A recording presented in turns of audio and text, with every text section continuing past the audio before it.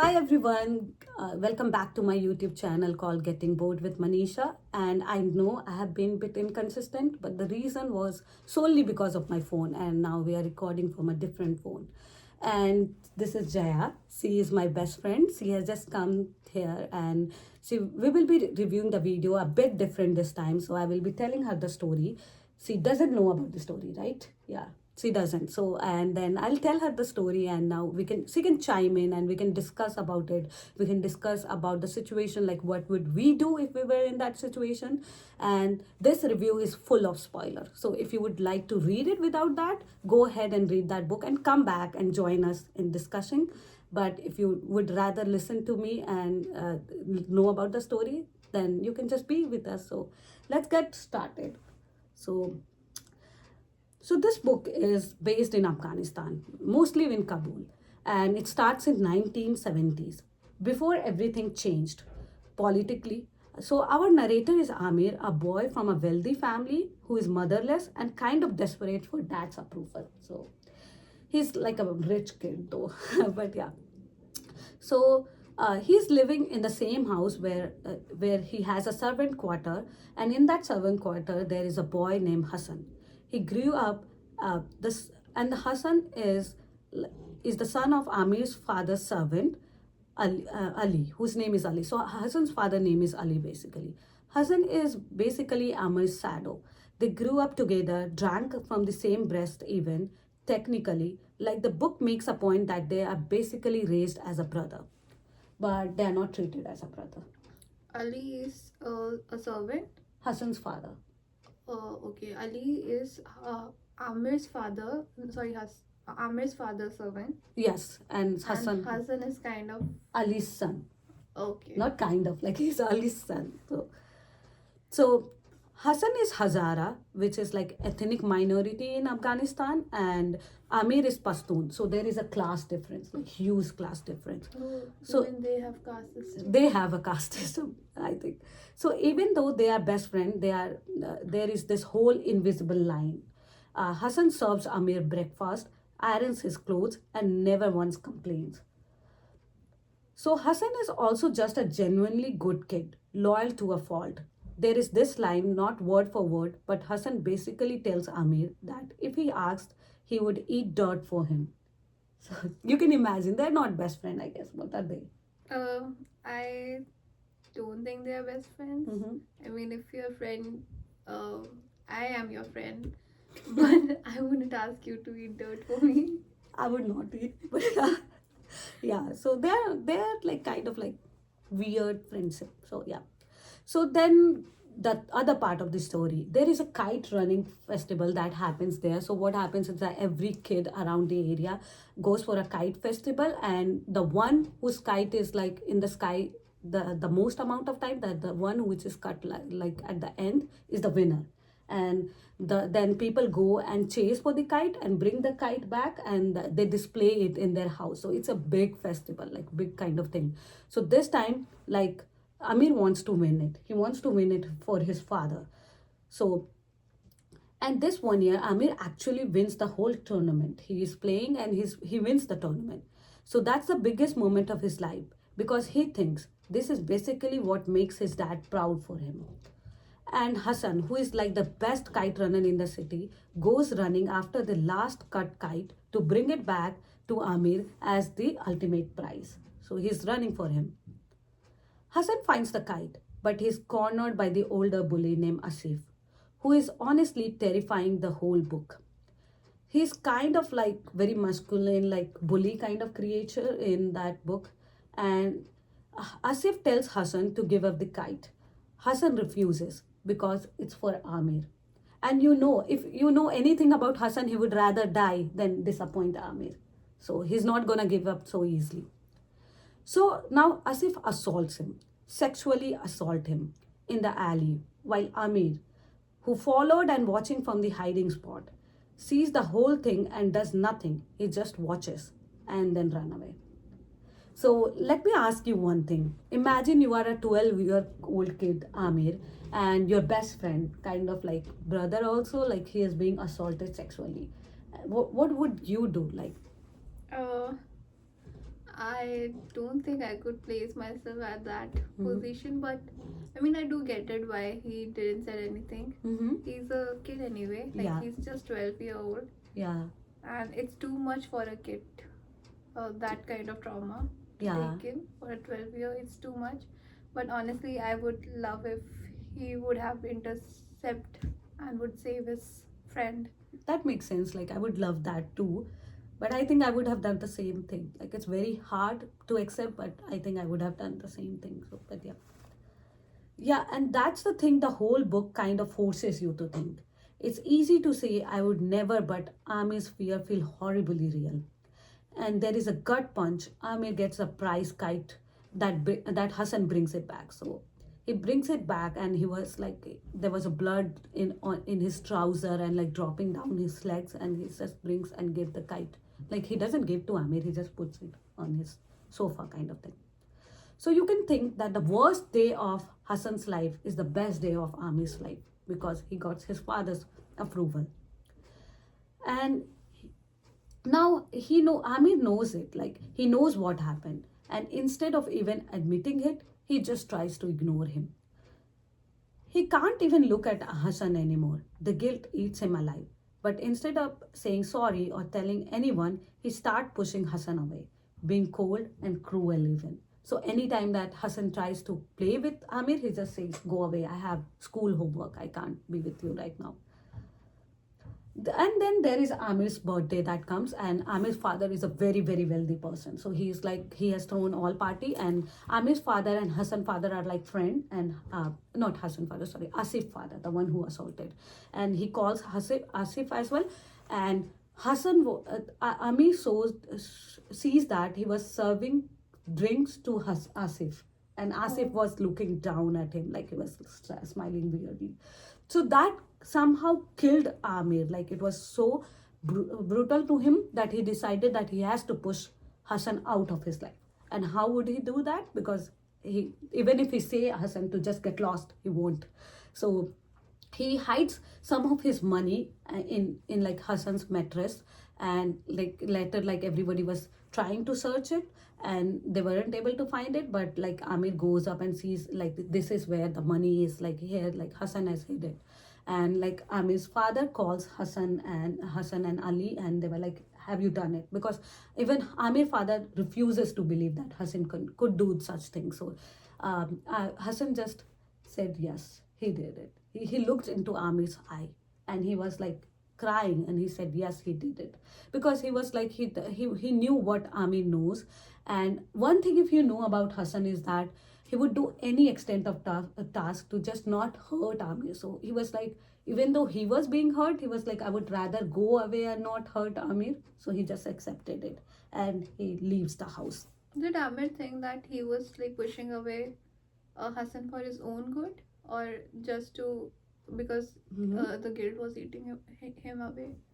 I think the guilt was eating him away. He never thought, because if he ever thought, I would like, he would like try to talk to him. Like, that's my understanding. Like, even though I would have not been able to save my friend, but I think if I thought like something could help him, I would rather go and talk to him. That's my understanding. It's for his own good.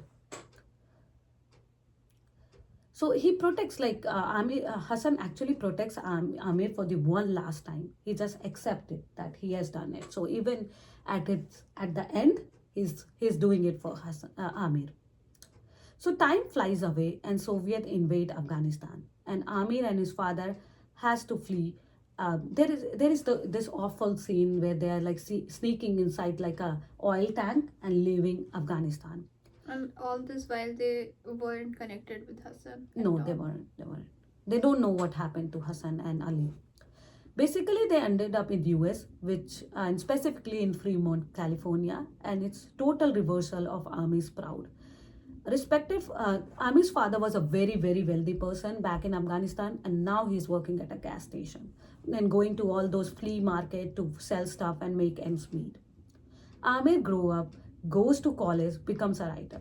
which his father doesn't like. His father doesn't like that becoming a writer. He wanted him to become an engineer or doctor because that's where you can make money. And I can understand where his father is coming from, because they are very poor, and writing doesn't make that much money. So I can understand, and I also know my parents are of the same mentality. South Asian mentality. So I know. Now, on his way, like on his way of life, he falls in love with a girl named Soraya.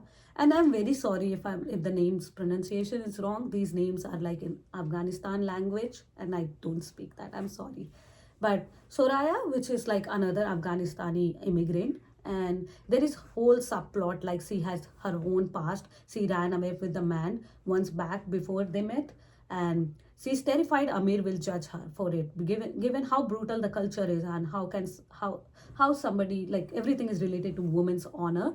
So we know that. So see, but Amir, as you know, he himself had all this guilt and all this past. So he was like, that doesn't matter to him, and he just married Soraya. He marries her anyway. They build a life, but they can't have kids, which becomes his own quiet grief in the story. And though all of this, Amir has never told a single soul what happened to Hassan. So that's so a year passed, and then he received a call from Rahim Khan. So Rahim Khan is Amir's father's friend, and he loves Amir. Like he is the one who supports Amir's writing and all. He used to read Amir's story and used to say that you are the best writer in this world and all those kind of thing. He gave her a book and a pen to write it. So they are very close. Once in the book, Amir also confesses that he would rather had Rahim as his father than what he has now. So Is yeah, he a Pashtun as well? he's a Pashtun as well. So yeah, and there is again okay, we are deviating from a story, but once Rahim confesses to Amir, like in his birthday, like he was in love with a woman who was Hazara, but he couldn't marry her because of the societal norm. So Rahim has his guilt. He left his love of a life for like cultural and societal pressure. So Rahim called Amir and he said that there is a way you can fix everything. And by that, he means that Rahim knew all way long what happened between Hassan and Amir. Like, Oh, yeah, so he knew. And I don't know how, but he knew somehow like what happened. it's not explored in the book how he knew. No, it isn't. But I think because he knew Amir so well, maybe he read his face, and also Hassan behaving weird. Like I think, but the a bit sad thing, like Rahim is dying. Basically, he's old, and he says that you can just come back and fix things. So Amir just flies to Pakistan, and then the plot twist, the biggest plot twist. Rahim says, Amir, the story where like Amir's father had a relationship or an affair with Ali's wife. Oh, So Hassan is half brother to Amir. oh, they are brothers on their father end. So same father, different mother.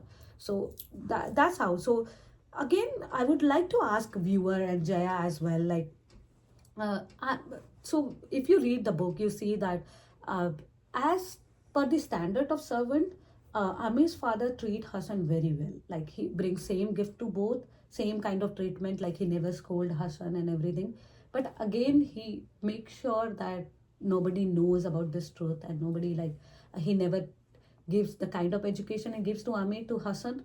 So I don't know, like he really loved Hassan, or was like he was fulfilling his duty as a half like a father. Uh, I don't think. I mean, it might be a bit of love since he is uh, his son, Mm-hmm. but I think it's more of a guilt, Yeah, according to me, because yeah, he's guilty of not acknowledging him as his son. yeah. But if I know you have read Thousand Splendid Sun. This is same as Maryam and Jalil, if you remember. Jalil never accepted Maryam as father publicly, but he was in love with her. That we know. I don't know this weird concept. I don't know. Does it? I think it's more of a societal thing. Mm-hmm. I think in societies like South Asian societies, Mhm. it's looked down upon to have children outside of marriage. Yeah, Maybe that's a key point. yeah. That's. I think that's the same. It's twisted, but we can understand where it's coming from. So now now all he knows, like Amir and Hassan are like brother and everything, and Rahim says that Hassan is dead. He died protecting Amir's father's house from Taliban. So Taliban killed Hassan. But Hassan has a kid named Sohrab, if I'm right. I'm sorry for the name, but Sohrab. So he had a son, but that son is in an orphanage in Taliban, like Oh. Taliban occupied Afghanistan. So and now you know Amir is U.S. citizen. So him going to save Sohrab will be a big battle, like big thing. But he goes anyway. He goes, and again he discovered that the orphanage which Sohrab is controlled by Asif. Oh, the same bully. Yeah, same bully who assaulted Hassan. And they fight. They have a physical combat as well, where Asif breaks some of Amir's rib, and also like injure him badly. But when he was being beaten, he started laughing. That's weird, but he thinks that's the punishment for what he has done. It was like finally all this grief and all this guilt ends with this fight, ends with all the pain he's taking for Hassan's son, like Sohrab. And Yeah, maybe. I mean, it doesn't make sense to me, but yeah, it maybe in his own way, he's reaping his sins. I guess that's right, because again it's a big thing, but again in my life what I have observed, sometimes I I have a guilt like uh, for something, and I also pay it in that way. Like I make my mind like, okay, that paid it for that guilt, so I can We're punishing ourselves. yeah, that we punishing ourselves, because like if for example very small thing, but if you don't go to your friend's birthday, would like to do something that just cover up that Yeah. guilt. So that's very weird concept, but yeah, he's thinking he just got paid. Now, while he was getting beaten, Sorab just brings a slingshot and shoots at Asif's eye to save him, Oh, his son. his son. And again, there is a story back then.